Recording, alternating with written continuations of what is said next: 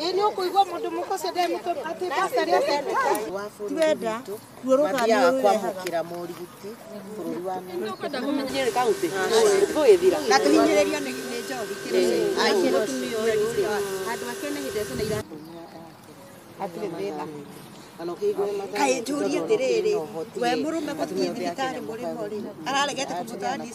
Kuna complications huwa zinakuja after kuzaa. Na sometimes zinakujaga mpaka at the end of the miaka yako yote ina end up complication ya mwili. We never know about our governor. Huyu si mtu akuja kuzama mambo yake venye iko. Unafikiri yeye anaweza taka kuwa amekaa huko ndio akuje kazi isimame hivyo venye amesimama?